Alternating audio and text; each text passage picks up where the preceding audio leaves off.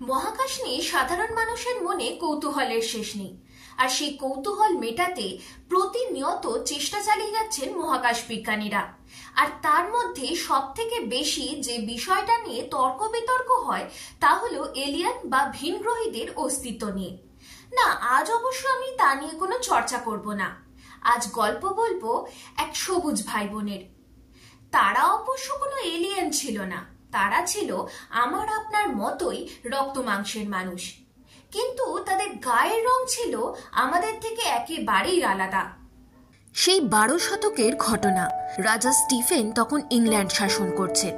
প্রতিদিনের মতোই এক শরতের সকালে ইংল্যান্ডের সাফোক কাউন্টির উলপিট গ্রামের বাসিন্দারা ক্ষেতের কাজ নিয়ে ব্যস্ত ছিলেন। সেই সময় হঠাৎ গ্রামের অদূরে থাকা এক জঙ্গল থেকে দুটি বাচ্চা ছেলে মেয়ে বেরিয়ে এসেছিল। তাদের দেখে আতঙ্কিত হয়ে পড়েছিলেন গ্রামবাসীরা। আসলে তাদের গায়ের রং ছিল সবুজ আর পরনে ছিল অদ্ভুত পোশাক, যা দেখে হতবাক হয়ে যান সবাই। অনেকেই তাদের শয়তানের ছেলে মেয়ে বলে আখ্যা দিয়েছিল। তখন তাদের পাশে দাঁড়িয়েছিলেন গ্রামের এক মহিলা। তিনি দুই ভাই বোনকে উদ্ধার করে নিজের বাড়িতে নিয়ে যান, খেতেও দেন, কিন্তু তারা কিছুই খাচ্ছিল না।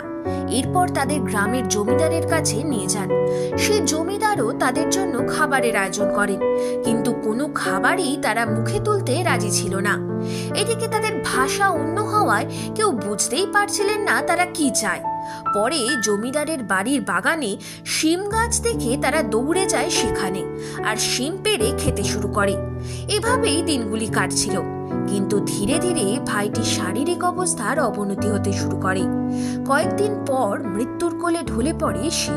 এদিকে ভাইয়ের মৃত্যুর পর দিদির মন খারাপ হয়ে যায়। অদ্ভুত আচরণ করতে শুরু করেছিল সে। তখন গ্রামের সেই মহিলাটি তাকে নিজের সন্তানের মতো আগলে রেখেছিলেন। তার স্নেহ মমতায় ধীরে ধীরে স্বাভাবিক হতে শুরু করেছিল নাবালিকা। এমনকি শিমের পরিবর্তে তাকে অন্য খাবারও খাওয়াতে শিখিয়েছিলেন ওই মহিলা। বেশ কিছু বছর পর ধীরে ধীরে তার গায়ের রং সবুজ থেকে আর 5টা ইউরোপীয় মানুষের মতো হয়ে যায়। এমনকি জমিদারের সান্নিধ্যে সে ইংরেজি ভাষাও শিখে। সময়ের সঙ্গে সঙ্গে আর 5টা ইউরোপীয়র মতোই জীবনযাপন করতে শুরু করেছিল ওই কিশোরী। কিন্তু এত কিছুর পরও সেটি কোথা থেকে এসেছিল তার কোনো সদুত্তর পাওয়া যায়নি। গ্রামের বাসিন্দাদের জানিয়েছিল এমন এক জায়গা থেকে সে এসেছে যেখানে সব মানুষের গায়ের রং নাকি সবুজ। সেখানে সূর্যের আলো ছিল গোধূলির মতো নরম। এরপর খেলতে খেলতে তার এক গুহার মধ্যে ঢুকে গিয়ে রাস্তা হারিয়ে ফেলে। গুহায় অনেক দিন কাটিয়েছিল তারা। তারপর রাস্তার খোঁজ করতে করতে একদিন উলপিটে পৌঁছায়। যদিও তার কথা মতো গুহায় সন্ধান চালিয়েও সবুজ চামড়ার মানুষের গ্রামের খোঁজ পাননি উলপিটবাসী। এরপর কেটে গিয়েছে 1000 বছর, কিন্তু দুই ভাই বোন ঠিক কোথা থেকে এসেছিল সেই রহস্যের আজও কিনারা হয়নি। এ নিয়ে নানা মুনির নানা মত রয়েছে, তবে কিছুটা হলেও বিশ্বাসযোগ্য ব্যাখ্যা দিয়েছিলেন ইতিহাসবিদ পল হ্যারিস। জানিয়েছিলেন একাদশ-দ্বাদশ শতকে উত্তর বেলজিয়ামের ফ্ল্যান্ডার্স থেকে দলে দলে জার্মান বংশোদ্ভূত ফ্লেমিশরা এসেছিল ব্রিটেনে শরণার্থী হয়ে।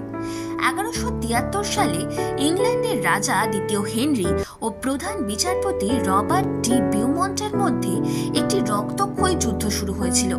সেই যুদ্ধে প্রাণ হারিয়েছিলেন অসংখ্য ফ্লেমিশ। যুদ্ধক্ষেত্রটি ছিল উলপিট গ্রাম থেকে মাত্র 11 কিলোমিটার দূরে। তখনই প্রাণে বাঁচতে দুই ভাই বোন একটি গুহায় আশ্রয় নিয়েছিল, কিন্তু দীর্ঘদিন না খেতে পাওয়ার ফলে তাদের হাইপোক্রমিক অ্যানিমিয়া বা গ্রিন সিকনেস হয়েছিল, যার ফলে তাদের গায়ের রং সবুজ হয়ে যায়। আর তাদের ফ্লেমিশ ভাষা গ্রামবাসীরা বুঝতে পারতেন না বলে আতঙ্ক ছড়িয়েছিল। কিন্তু পল হ্যারিসের তথ্য মানতে নারাজ অনেকেই। 1000 বছর পরও এ নিয়ে সত্য বনাম মিথ্যা, বাস্তব বনাম কল্পনা, বিজ্ঞান বনাম ইতিহাসের দ্বন্দ্ব চলছে।